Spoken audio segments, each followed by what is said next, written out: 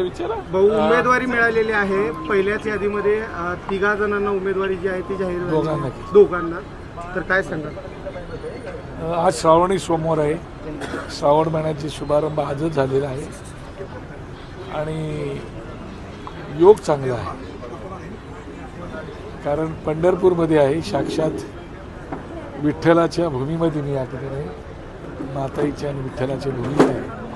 आणि त्या ठिकाणी माझी आणि पंढरपूरचे आमचे दिलीप बापू धोत्रे दोघांची उमेदवारी जाहीर झालेली आहे.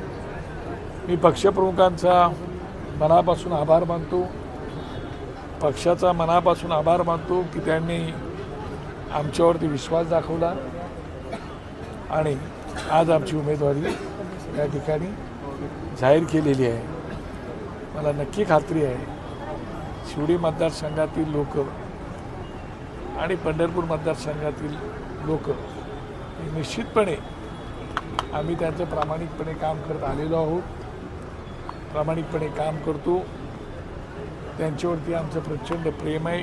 गेले कित्येक वर्ष त्यांनी आमच्यावरती मनापासून प्रेम केलेलं आहे आणि आमच्या परीने आम्ही आमदार असलो आणि नसलो तरीसुद्धा जी जी सेवा करता येण्यासारखी होती ती प्रामाणिकपणे सेवा करण्याचा प्रयत्न आम्ही मनापासून केलेला आहे.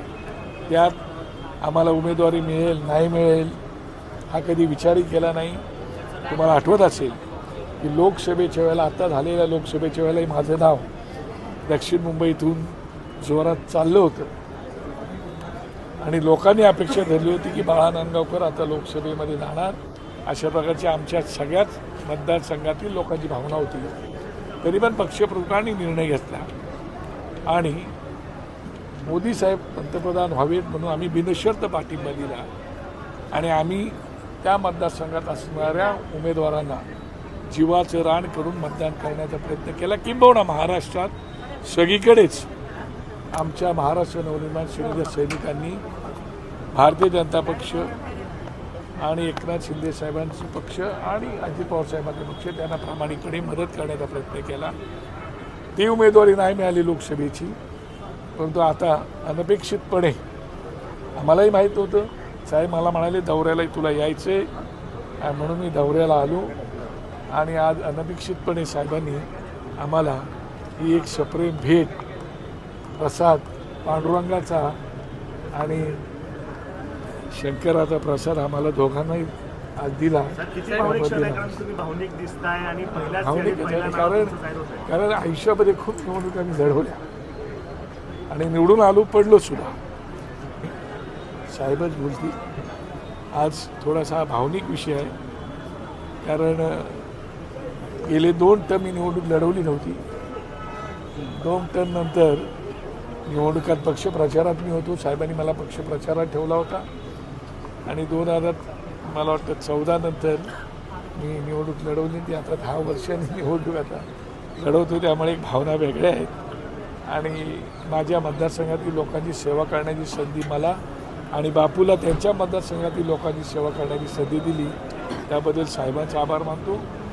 आणि आमच्या मतदारसंघातील लोकांना एवढंच सांगू इच्छितो, विश्वास टाकून बघा, मी बाळासाहेबांचा चेला आहे, भक्त आहे आणि राज ठाकरेंचा आणि तुमच्या दोघांचाही कार्यकर्ता. खरं तर छगन भुजबळांच्या पराभवाचे आतापर्यंतचं राजकीय स्थिती काय, नक्की राजकारणाचा सार आपण काढताय एकंदरीत? मी उत्तम पार्लमेंटरीत सुद्धा, मी बेस्ट पार्लमेंटरीत सुद्धा मला मिळालेलं आहे. मी 4 विधानसभा आमदार होतो, 1 टर्म नगरसेवक होतो आणि राज्याचा गृहराज्यमंत्री मला बाळासाहेबांनी केला होता. परंतु जो राजकीय स्तर आता घसरलेला आहे तो आमच्या दृष्टीने फार वाईट आहे. आम्ही आयुष्यामध्ये काही तत्त्व पाळलेले आणि ती तत्त्व अशी आहेत की आम्ही कधीही वैयक्तिक टीका करत नाही, कोणाच्या कुटुंबावरती कधी बोलत नाही आणि बिलो द बेल्ट कधी बोलत नाही.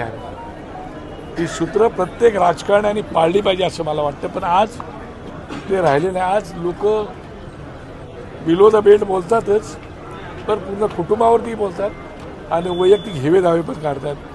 हा राजकारणाचा स्तर जो खालावलेला आहे तो योग्य नाही. आमदारांना माझी विनंती आहे की आपल्याला सगळ्यांना उत्तम प्रकारचा स्तर जो खालावलेला आहे तो पुन्हा एकदा आणावा अशी माझी सगळ्यात राजकारणी माझ्या माता भगिनी बांधवांना विनंती. साहेब, खरं तर संजय राऊत यांच्यासोबत तुम्ही काम केलेलं आहे, तुमचे जुने सहकारी राहिलेले आहेत. आज ते राजसाहेबांवरती सुपारीवाद म्हणतायत, तडजोडीचं राजकारण करणारे म्हणतात. कसं आहे, संजय राऊत साहेब जे आहेत मोठे साहेब आहेत ते आता संजय राऊत साहेबांना बाळासाहेबांजवळ सामन्यात नोकरी लावायला राज ठाकरे घातला होता हे ते विसरलेले दिसत आहेत. परंतु ठीक आहे, आता मोठे साहेब आहेत, आम्ही छोटी माणसं आहोत.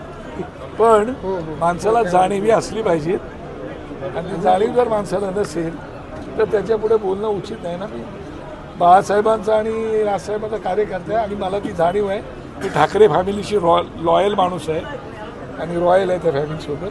त्याच्यामुळे आता ते ठाकरे फॅमिलीसोबतच आहेत. त्याच्यामुळे त्यांच्यावर टीका टिप्पणी मला करणं वाटत नाही. त्यांना वाटते ठाकरे फॅमिलीवरती टीका करावी तर त्यांनी जरूर करावी, मी नाही करू शकत. पण मग रक्त खवळत नाही का तुमचं? कारण तुम्ही खडाचे शिवसैनिक होतात पूर्वीपासून आणि आताही तुम्ही मनसैनिक आहात, पण मग शिवसैनिक बाळासाहेबांची कान आहात. काय राजकारणामध्ये काय बोलावं त्यापेक्षा काय बोलू नये ह्याला फार महत्त्व आणि ते तत्त्व पाळलं पाहिजे.